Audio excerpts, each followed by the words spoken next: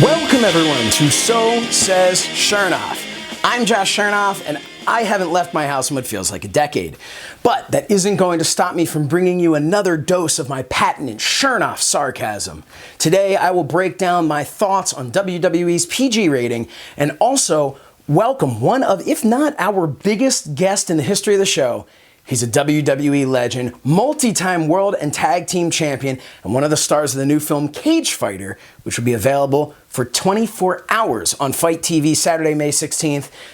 Christian Reso is here. But first, let's check out some headlines.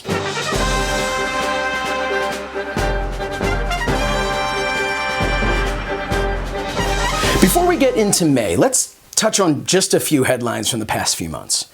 April was a show of a month, now wasn't it? From Drew McIntyre's WrestleMania moment being in front of nobody at the PC, to the mass firing of talent and personnel, it was a tough month, but one thing I think we could all agree on was that Triple H needed to be celebrated. That's right, WWE dedicated a portion of their April 24th SmackDown to celebrating Triple H's 25 years in WWE. I mean, it was definitely an impressive run, but a Triple H celebration feels a lot like giving yourself an award. In all seriousness, Triple H has done more good for the business than most people will ever give him credit for.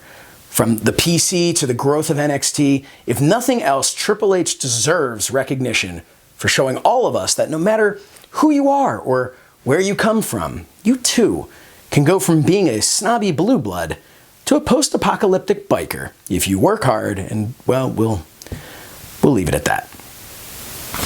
WWE announced a new video game. Look, I don't know if it was a lack of faith in the current roster star power or fear that any of the current roster may be fired by the time the game comes out, but WWE 2K Battleground has been announced, and the cover art appears to be The Rock and Stone Cold, which, now that I think about it, it's not about a lack of star power. It's about obviously celebrating the 18th anniversary of the last time they had a match together. The game features everything you've ever wanted in a wrestling game. I honestly can't tell you how many times I have been halfway through career mode and I think to myself, why the hell haven't I been able to throw my opponent out of the ring into the waiting mouth of an alligator? The game could be fun to play, but it's just another example of WWE producing something that makes you go, what? Speaking of, let's talk ratings. Raw and SmackDown are at an all-time low, and AEW and NXT are neck and neck, but lower than usual. I mean, honestly, none of this is surprising. It's the times we live in, right? But while in my humble opinion, AEW followed by NXT are putting on the best products, a lot of that has to do with production. There is something about the Performance Center that just isn't working. My number one complaint over the past 5 years as it relates to WWE is how sterile their product feels. It went from anything can happen to only exactly what we want to happen can happen. Unless you obviously count having to be forced to do shows in the PC, but I think you get my point.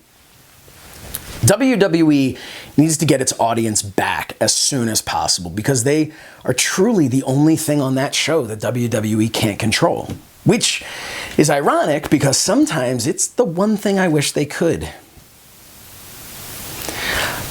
I'd like to take a moment, just a moment, not too long, but I want to talk about Bryan Alvarez, seen here in his Ace Ventura cosplay. In a post-Money in the Bank review, he had some interesting words about Otis, saying, quote, "I don't know why the ladder didn't break the second time. He lost weight in 5 minutes? No, but you managed to lose all credibility in 5 seconds, as your co-host reminded you that in fact Otis did not climb the ladder a second time."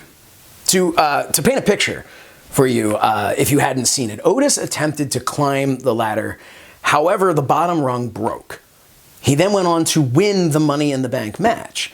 So Alvarez questioned how he was able to climb a ladder the second time if the first time it broke. So, okay, putting aside the fact that it is very realistic that one rung on a ladder could be stronger than the other, especially when the ladder has been used as a weapon, the real issue is that Otis never climbed the ladder a second time at all. He won the match when the briefcase was dropped and he caught it while standing in the ring. So Alvarez's comments expose that much like his mentor Dave Meltzer, he too loves to report on things he hasn't seen or at best didn't pay attention to. Look, we all miss things from time to time, but it takes some blue meanie-sized balls to call someone out on something that never happened. By the way, for anyone who wants more on the Blue Meanie's balls, I direct you to episode 5 of the Mind of the Meanie podcast, wherever you listen to your favorite podcasts. I will throw as many cheap plugs in as I possibly can, because this is my show. And finally, dirt. The WWE, and I can't believe this is a real thing, the WWE is selling a capsule of dirt from the WrestleMania Boneyard match for $75. I am recording this from my home. I will literally go outside right now and collect a bag of dirt from my backyard and send it to you for half that price. You see this mug? This mug can be purchased at sosashernoff.com for a sixth of the price. And I know what you're thinking, but Josh, your mug wasn't at WrestleMania, and I get that. But you know what it is? It's a mug, not dirt. You can use this. I understand that at first owning a mug from your favorite pro wrestling satirical news host may not sound like something you can brag about, but I promise you, when you have your friends come over and offer them a cup of coffee and a So Says Shernoff mug, they will be far more impressed than if you invite them over and show them your capsule of dirt. Anyway, go to sosashernoff.com and use the promo code DIRT to save 10% on the whole store. Why? Because unlike the Boneyard Dirt, my promo code DIRT is actually worth something. We'll be right back. Did you know that most men have experienced a manscaping accident? Don't be that guy. Oh! Head to manscaped.com and for a limited time get a free pair of Manscaped boxers, free shipping, and a free shed travel bag. Welcome back to the show. There was a full year between my first and second Shernoff Soapbox segments. Since then, there have been 3 in the past 4 shows. Why? Because it's 2020. The max moon of years. It looked like it could be really cool, but instantly sucked. So with that, here's another edition of Shernoff Soapbox.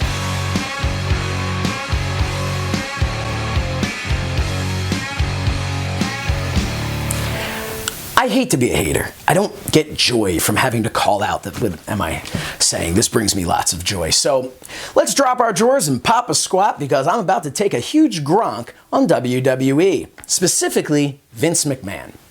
This has not been a good couple of months for him.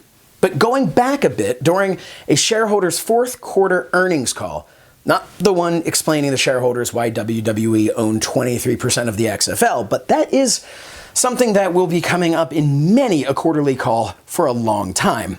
Now, during the WWE's fourth quarter earnings call with investors, Vince McMahon was asked if AEW has changed WWE's business or content at all. Vince answered by saying, and I quote, "AEW has not changed our content at all because it's all about our characters, the storylines, and resolutions. So it really hasn't changed our point of view in terms of what we present. We don't need more edgy content, as you call it. PG. We're one of the few programs out there that really is PG." Okay. Listen, don't on a plate and tell me it's brownies. Don't piss on my leg and tell me it's raining. And don't talk about being a sex addict or drop the S word uncensored and tell me it's PG. Like, I understand that PG stands for parental guidance, but WWE touts their PG rating as being suitable for kids. This show right here is not PG, and yet we still choose to censor some language. But no, this show is not PG. I am in no way encouraging you to watch this show with your kids. That's why I can feel morally comfortable with saying that Vince McMahon is full of shit. Respectfully. But the WWE is not kid-friendly. It's just not. I really wish it was, but it's not. They will try and point to all the examples of being a kid-oriented product, but they just aren't. There are scenes in an R-rated movie that are actually suitable for children, but then there are the gratuitous sex and violence scenes that make you feel less than comfortable with little Billy watching. Here's the thing though. I don't know what's worse. WWE blatantly lying about being a kid-friendly product, or WWE actually believing that's true. The Lana and Lashley storyline from a few months back with that guy that used to work there is not kid-friendly. The language that Kevin Owens, Shayna Baszler, and most recently Drew McIntyre have used in recent promos is not kid-friendly. And that last name, Drew McIntyre, he is the current face of your company, your number one good guy, your world champion. And if the excuse is the rest of the show is kid-friendly, then that's even worse. That's admitting to luring kids in with the promise of a kid-oriented show, only to hit them with foul words and adult themes. Now, in my opinion, WWE does not want to admit what they are because that would affect their ad revenue.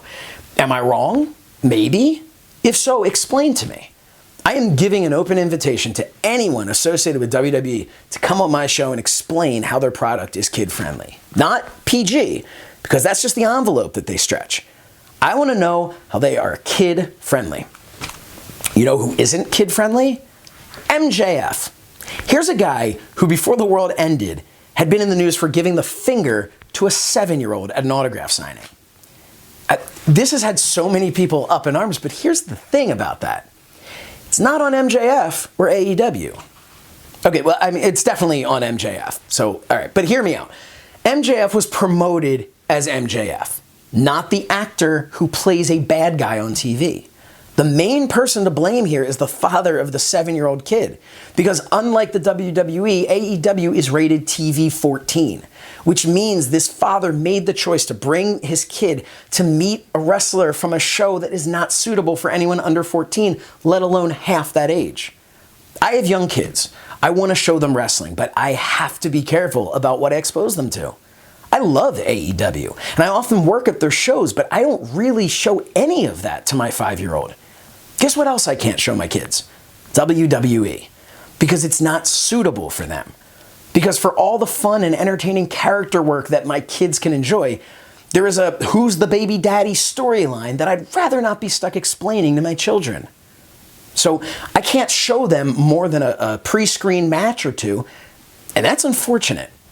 It's unfortunate that A, WWE tricks parents into thinking they can show their product to these kids, and B, that there isn't actually a kid-friendly show. WWE has what, like 3 brands and 5, 6, 7, 8 in-ring shows, not counting things like NXT UK? Why there can't be a Saturday morning show geared towards kids is beyond me. Instead of being a hokey, watered-down version of an 18 to 35 age-appropriate content, give us a direct divide between adult programming and kid programming with over-the-top, larger-than-life characters. Look, first of all, I don't know any kids that are staying up to watch Raw from 8 to 11. I don't know any adults that can stay awake watching Raw from 8 to 11. But my point is, give something unique to the kids. They are your bread and butter. Look, I grew up during the rock and wrestling days and entered the Attitude Era when I was 14 or 15. I happened to have the WWF/E follow right along with my maturity. And while I probably could have done well to learn about crotch chops a little later in life, I got to have WWE catered to my demo for most of my life. Until recently. Because at my age now, none of it's really for me. It's either too watered down to really lose myself in, or too edgy to bring my kids and watch through their eyes. And I know that plenty of kids go and watch and love WWE, and that kind of makes my case for me. I've seen these kids idolize their heroes, only to then watch that hero say or do something that's just inappropriate, or at best hard to explain to a child. This is just my opinion, so I don't really need to wrap this up in a perfect little bow or life lesson, but I will say this. It's professional wrestling. At its core, it teaches kids to solve their problems with violence. So at the end of the day, the responsibility to raise a child the right way falls to the parents, not WWE or any other wrestling company. But if a kid bites into a chocolate bar on Halloween and it has a razor blade in it, the responsibility doesn't just fall on the parents for not checking the candy.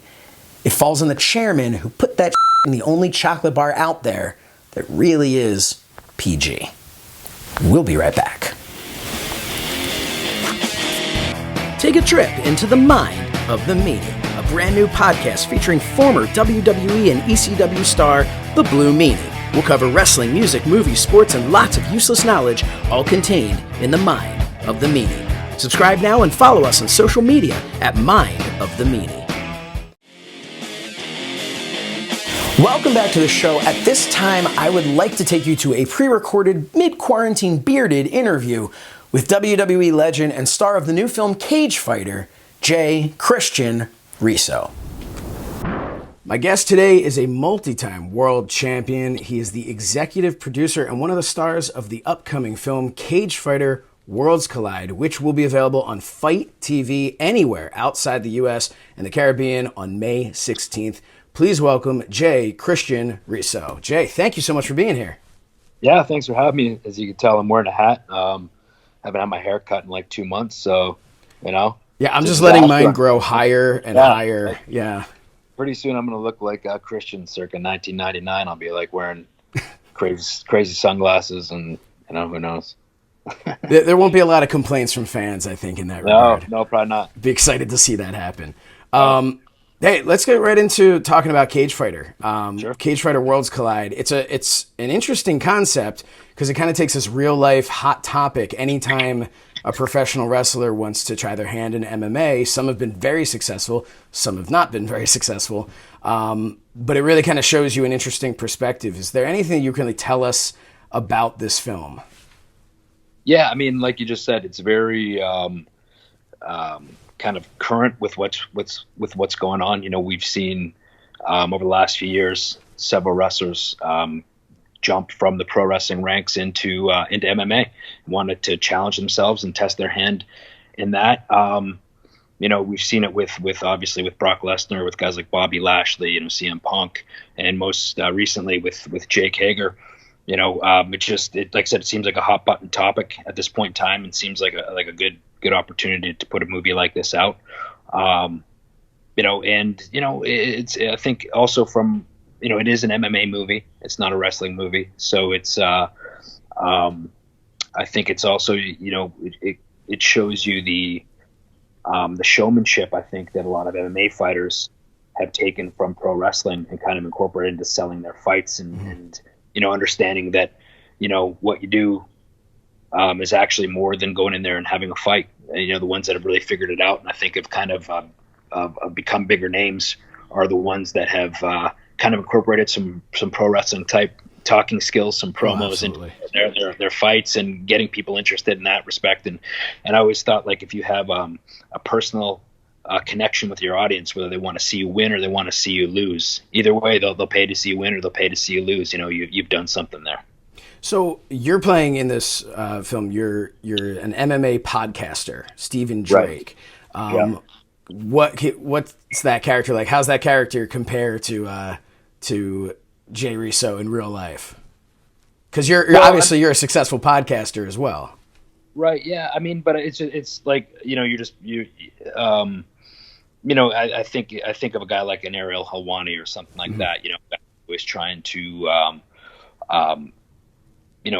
who obviously has a passion for the sport and is also trying to stay, have his finger on the pulse of what's happening on a daily basis as far as like breaking news and big scoops and things like that. So this guy's always looking for the big thing to get out there and kind of he kind of pulls no punches with his interviews and those sorts of things as well. So is the character presented as more legitimate or more of like a parody of a podcaster, would you say? No, a legitimate. Like he's kind of the like big like breaking announcements are made on his show type thing. So it's very much a serious character in the movie. So not only are you starring in this, but you're an executive producer. What attracted you to this specifically to get so involved in the project beyond just acting? Well, I mean, I like to take they take more credit than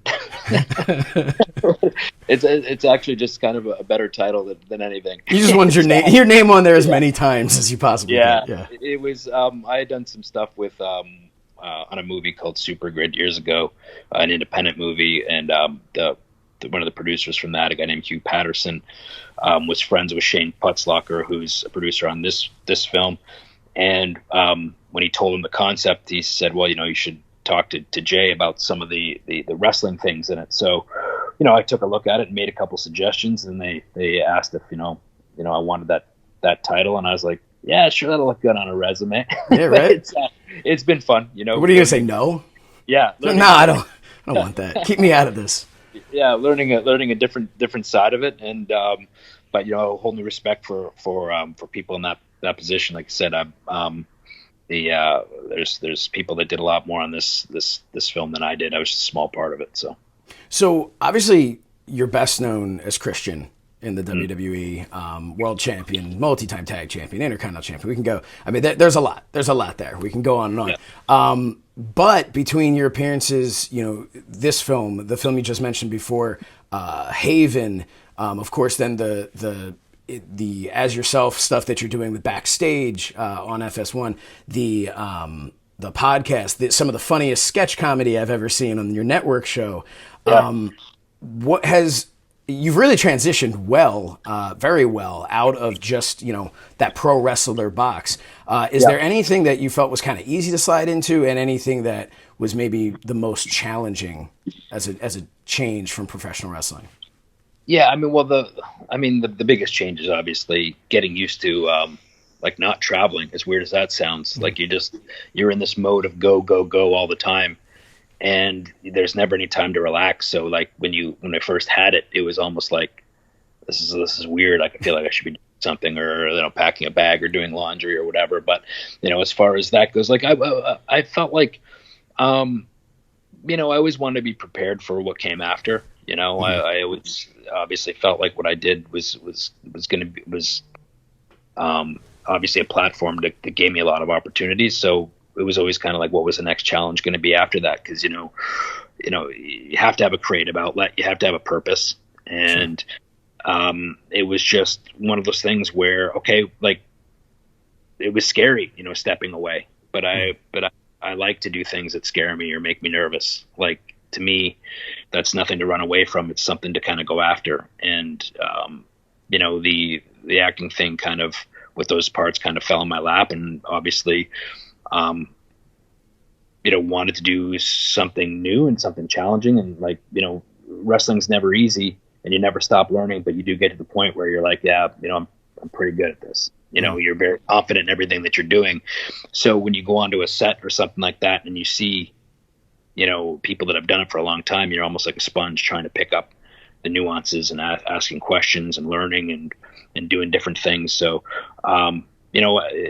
I just wanted to do a bunch of different things just to kind of, keep my mind working and keep me challenged and work with people that are better than me. And I always felt like if you work with people that are better than you, you get better yourself. So that's what I've tried to do. Definitely. You mentioned traveling, which obviously an enormous part of professional wrestling, more than the actual wrestling itself, really. This film was shot in Toronto, correct? No, it was shot in Saskatchewan. Oh, Regina. Okay. Yeah. How long were you there? Was that just kind of an in and out, or did you? Yeah, I was literally there for. They were there. They shot the better part of a month, more than a month, I think. Okay. I was literally there for like 4 days. Okay. Hey. I had such a packed schedule. Obviously they were very accommodating for me to get in there, but Regina's not an easy place to get to either, right? So and it's cold in the winter, man. It's so cold, but great people there, salt of the earth people in Regina. So, it was, and I'd done some stuff there before. So I'd obviously wrestled in Regina before. So it's always nice to go back there. But, I was literally in and out very quickly. So, one of the people that's starring in this, obviously we have a ton of MMA people, Chuck Liddell being one of them that just pops right out of me as a legend in the MMA world. Jon Moxley is starring in this. I was told that you had a part in either suggesting it to him or putting his name in there somewhere, maybe connecting somebody. Is there any truth to that? Well, I think that like when we like read it together, it was almost like, well, who's going to play this wrestler part? And everyone, you know, he was with WWE, and it was almost like this was it just felt like it was him. And you know, so like I said, this isn't a wrestling movie. This is an MMA movie. So it was who's the right person for this part. And it just happened that he kind of became a free agent like as this whole like casting thing was happening. And it you know, got him signed up. And you know, it was before AEW or before you know, New Japan or any of those other things. And to be honest, you know, I think he was the choice regardless of whether he was wherever he was. You know, he was going to be the guy that was right for the part, and we're going to try to get him regardless. So, but he's really good. He's really good in it, and you know, I think it was kind of tailor made for him. One of the things that that I was excited about as a lifelong wrestling fan was a lot of the time, with the exception of maybe a film like The Wrestler. Professional wrestlers, I don't feel in TV and film are necessarily always portrayed real, I guess, for lack of a better term. Never really portrayed the way that they really are. You know, they're either masked with a cape and, you know, and whatever. Okay. So, yeah. So, is that something that was kind of refreshing for you to be able to see? Was that something maybe you and Moxley being involved in this, an input that you were able to put in to be able to have a professional wrestler not being presented as this goofy, you know, caricature, and instead, it's obviously to be like, you know, that's as a pro wrestler, you're always kind of fighting for credibility, right? Mm-hmm. Like it's one of those things. Unless you're in it, you're doing it. Or if you get it, you get it, you know?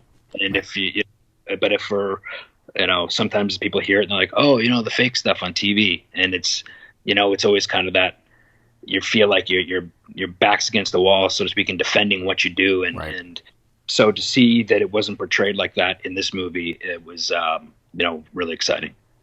To touch base on something that obviously, you know, anybody who watches this would be mad at me if I don't bring this up. No matter how successful you and Edge are separately, you will always be, if you talk about one, you're going to think of the other, which I think it speaks to the success you guys had as a team. Edge is back he's back wrestling after almost a decade of, you know, his career being over. And the question that I'm sure I am by far not the first person to ask you is, hey, if Edge is back, does that mean Christian can come back? Is that something that could happen? Is that something you would even care to do at this point in your life, in your career? Yeah, I mean, like it's one of those things too where I'm content with the things that I've done. And it's hard because, you know, I've started like a new chapter, so it's hard to kind of you know, look back and like we have different injuries, you know. Like, I dealt with some concussion issues and things like that, so it's a completely different animal as far as you know, his was structural with his neck and things like that. So you know, he obviously got another surgery, and then it healed really well, and obviously the surgery's advanced from when he first had it and got him to the point where he's at now. And I think it was important for him to be able to go back and rewrite the last part of his story on his terms rather than kind of having it decided for him. And so you know, I you know, people ask me that all the time or think that's going to happen, and I just don't. Like I'm what they call medically disqualified. I just don't see how at this point how that would ever happen. Well, I think you've solidified your place in wrestling history Thanks, as it is now. And obviously your health is by far the most important thing. The last wrestling question I'll ask is kind of a fun one that I like to do with people sometimes, which is, and it's especially fun for you because if you just look at your WWE career from coming in as somewhat of like a vampire to the funny stuff you mentioned earlier with the glasses to, you know, the near the end of your career. The question I always ask is, if you weren't any of those characters and you were able to have a do-over and choose any character, whether, I don't know if you have a name in mind or whatever, what's another character that you would have wanted to be? Well, in high school we had made like a little wrestling federation that we used to Edge, and there was and former Kazarni, Cody, they would be in our class, and they would draw up the card, and then at lunch we'd all meet in this little courtyard, and we'd wrestle out the matches. And my character in high school was very like a macho man inspired character called Sweet Daddy Freakout. So maybe bring him to life. Nice. Maybe one day, if you ever found yourself able to return to the ring for one more match, that has to be it. I want to run down just some of the facts about the movie one more time before we go. Sure. And thank you again so much for taking the time to be here. The film is called CageFighter Worlds Collide, and it will be available for only 24 hours on Fight on Saturday, May 16th. It's available on Fight everywhere in the world except the United States and the Caribbean or Caribbean, however you choose to say it. Now, the start time is staggered around the world, so you do want to make sure that you check fight.tv for your start time and your price on that platform. But wait, there is more. There is a Q&A, a roundtable discussion with key participants in the film immediately following the end of the movie. Are you a part of that? I believe so. Okay. I don't want to... you sat around a table and talked to people for a while, but you don't know if they filmed it or not. Yeah, well, I don't think they've done it yet.